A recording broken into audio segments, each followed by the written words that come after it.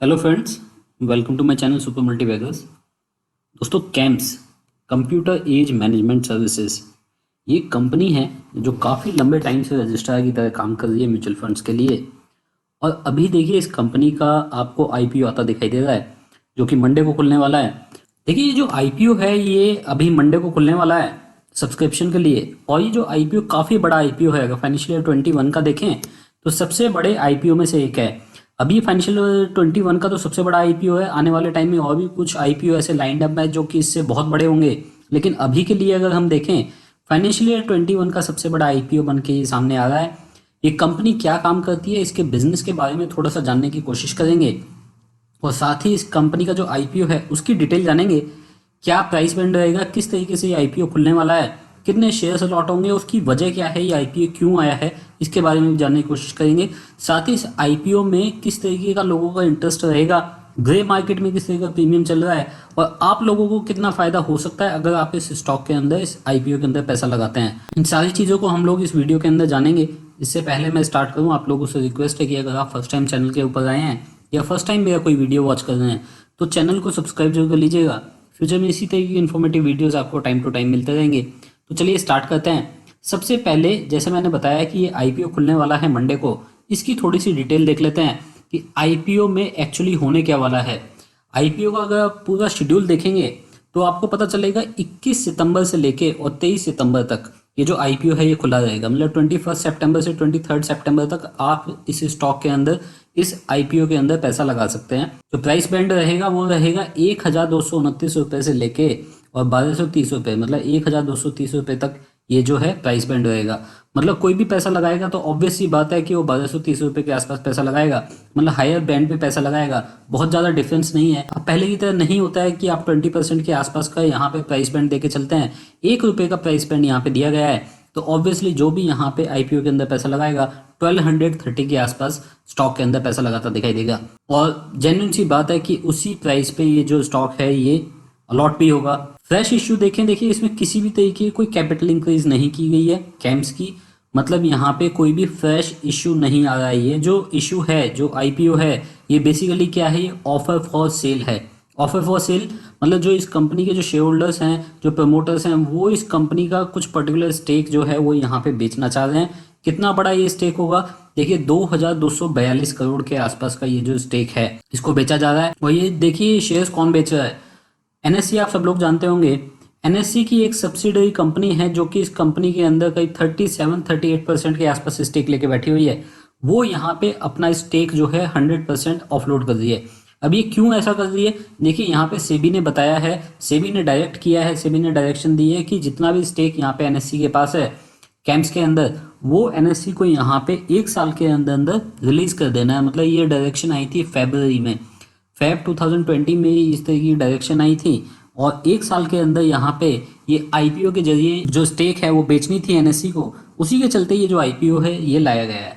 Minimum bid देखेंगे, जो retail share holder है वो 12 शेयर के आसपास का बिड डाल सकते हैं। मतलब मैक्सिमम शेयर्स वो 12 डाल सकते हैं एक बिड के अंदर। और जो नंबर ऑफ टोटल बिड्स हैं वो कहीं 13 के आसपास बिड्स लगा सकते हैं। मतलब अगर आप चाहें तो एक से ज़्यादा बिड्स लगा सकते हैं। फेस वैल्यू इस स्टॉक की रहेगी 10 रुपये की। रिटेल एलोकेशन 35% है। मतलब काफ़ी बड़ा जो एलोकेशन है वो रिटेल को दिया गया है इस बार। इसलिए उम्मीद ज़्यादा है कि अगर आप इस आईपीओ में पैसा लगाएंगे तो शायद आपको शेयर्स मिलते हुए दिखाई दें। ऐसा नहीं होगा जैसे आपने हैप्पीएस्ट माइंड में देखा था कि बहुत सारे इन्वेस्टर्स को जो शेयर्स हैं वो मिले ही नहीं। यहाँ पे उम्मीदें थोड़ी ज़्यादा होंगी, नंबर ऑफ शेयर्स ज़्यादा हैं और यहाँ पे आपको ये जो शेयर है हो सकता है अलॉट होता दिखाई दे। लिस्टिंग अगर आप देखें एनएससी बीएससी दोनों के ऊपर लिस्टिंग की जा रही है। अब हम लोग जान लेते हैं इस कंपनी के बारे में कुछ फैक्ट्स। देखिए जो कैम्स है वो टेक्नोलॉजी ड्रिवन फाइनेंशियल इंफ्रास्ट्रक्चर और सर्विस प्रोवाइड करती है जो म्यूचुअल फंड बिजनेस है उसको। अगर आप इंडिया में देखें तो करीब 69% यहाँ पे मार्केट शेयर, 69% से भी ज़्यादा मार्केट शेयर है। एक क्रिसिल की नवंबर 2019 की रिपोर्ट थी जिसमें बताया गया था कि म्यूचुअल फंड का जो एग्रीगेट मार्केट शेयर है कई 69.4% कैम्प्स के पास है। और कैम्प्स देखिए काम क्या करता है, इसके बिजनेस को आप अगर समझेंगे, देखिए रजिस्ट्रार की तरह काम करता है। ये बेसिकली म्यूचुअल फंड्स के लिए, उनके लिए डिविडेंड प्रोसेसिंग करता है, ट्रांजैक्शन इंटरफेस का काम करता है, पेमेंट प्रोसेस करता है, transaction execution, intermediary empanelment, report generation का काम करता है, इन्वेस्टर इंटरफेस है और सेटलमेंट और रिकंसिलिएशन भी करता है। साथ ही ब्रोकरेज वगैरह जो होते हैं उनको भी कलेक्ट और डिस्बर्स करता है। ये सारे काम है कैम्स के। देखिए, और अगर यहाँ पे सेबी का डायरेक्शन नहीं आता तो इस कंपनी के जो शेयर्स है इसको कोई भी इन्वेस्टर बेचता नहीं। यहाँ पे अगर आप इस कंपनी के जो शेयर होल्डर्स देखेंगे तो आप लोगों को पता चलेगा कितने बड़े बड़े नाम हैं जो कि इस स्टॉक को होल्ड करते हैं और साथ ही इस कंपनी के अंदर बड़ा स्टेक लेके बैठे हुए हैं। देखिए, सबसे पहले आप एक चीज समझने की कोशिश कीजिए, इस कंपनी की जो शेयर होल्डिंग है वो ज्यादातर फॉरेन हाथों में है, मतलब जो बाहर के इन्वेस्टर्स हैं वो बहुत बड़े शेयर होल्डिंग इस स्टॉक के अंदर लेके बैठे हुए हैं। अभी देखिए, एंकर अलॉटमेंट हुई थी जिसमें कि ज्यादातर जो शेयर होल्डर्स हैं जिन्होंने यहाँ पे एप्लीकेशन लगाई बाहर के इन्वेस्टर थे। बहुत बड़ा यहाँ पे स्टेक बाहर के इन्वेस्टर्स ने फिर से उठा लिया इस कंपनी के अंदर। लेकिन अगर आप इस कंपनी के प्रमोटर्स देखते हैं, देखिए जैसे मैंने बताया एनएससी की एक कंपनी थी, एनएससी इन्वेस्टमेंट लिमिटेड, ये सब्सिडरी कंपनी एनएससी की, और इस कंपनी का बड़ा स्टेक था कैम्स के अंदर। वारबर्ग पिनकस एलएलसी, ये भी एक देखिए काफी बड़ी इन्वेस्टमेंट फर्म है। Faering capital, ACS YS investment private limited और साथ ही एचडीएफसी ग्रुप, ये सारे इतने बड़े इन्वेस्टर हैं जो कि इस कंपनी के अंदर बैठे हुए हैं। कंपनी का हेडक्वार्टर है चेन्नई के अंदर। देखिए, कंपनी ने जैसे ही एंकर इन्वेस्टर के लिए अलॉटमेंट स्टार्ट की, करीब 35 बड़े इन्वेस्टर इस कंपनी के अंदर स्टेक लेते दिखाई दिए। 667 करोड़ के आसपास का जो अमाउंट है उसके बदले में देखिए यहाँ पे बड़ी अलॉटमेंट की गई है। और देखिए अलॉटमेंट किस तरीके की हुई है। स्मॉल कैप वर्ल्ड फंड, एक ग्लोबल फंड है, उसको करीब 9% के आसपास की अलॉटमेंट हुई है। गवर्नमेंट ऑफ सिंगापुर और आबू धाबी इन्वेस्टमेंट अथॉरिटी को 4.5% के आसपास की एंकर इन्वेस्टमेंट की अलॉटमेंट हुई है। देखिए, इतने बड़े नाम है, अगर आप यहाँ पे इन शेयर होल्डर्स को देखेंगे ये ग्लोबली बहुत ही बड़े नाम है। और जिन कंपनीज के अंदर इन कंपनीज का इन्वेस्टमेंट रहता है बराबर वहाँ पे चेकिंग वगैरह सब कुछ की जाती है, उसके बाद ही ये जो इन्वेस्टर्स हैं स्टॉक के अंदर पैसा लगाते हैं। ये कंपनी तो लिस्ट नहीं थी, उसके बाद भी यहाँ पे एंकर इन्वेस्टर्स ने पहले ही इस कंपनी के अंदर काफी पैसा लगाया हुआ था।